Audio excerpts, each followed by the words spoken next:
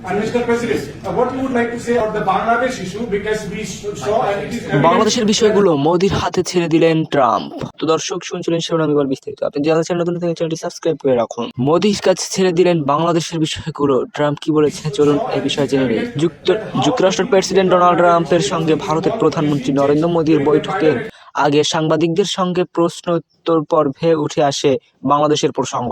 এ সময় বাংলাদেশের সরকার পরিবর্তনে যুক্তরাষ্ট্র বা আমেরিকান ডিপ স্টেটের কোনো সংশ্লিষ্টতা নেই বলে জানিয়েছেন ডোনাল্ড ট্রাম্প। একই সঙ্গে বাংলাদেশের বিষয়গুলো মোদির হাতে ছেড়ে দিচ্ছেন বলে জানান তিনি। শুক্রবার 14 ফেব্রুয়ারি এক প্রতিবেদনে এই খবর জানিয়েছেন ভারতের গণমাধ্যম এনডিটিভি। বৈঠক শুরুর আগে আন্তর্জাতিক গণমাধ্যমের মুখোমুখি হন ট্রাম্প। মোদি এ সময় তারা বিভিন্ন প্রশ্নের জবাব দেন। এমন এক প্রশ্ন উঠে এসেছে বাংলাদেশের প্রসঙ্গ।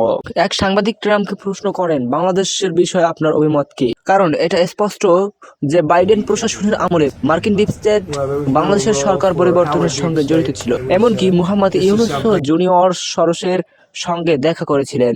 বাংলাদেশের বিষয়টি নিয়ে আপনার দৃষ্টিভঙ্গি কি? জবাবে ট্রাম্প বলেন, এক্ষেত্রে আমাদের ডিপ স্টেটের কোনো ভূমিকা ছিল না। এটা এমন একটি বিষয় যেটা নিয়ে প্রধানমন্ত্রী মোদি দীর্ঘদিন ধরে কাজ করছেন এবং সত্য বলতে শত শত বছর ধরে এই বিষয়টি নিয়ে কাজ চলছে, কিন্তু আমি এটা প্রধানমন্ত্রীর মোদির হাতে ছেড়ে দিচ্ছি।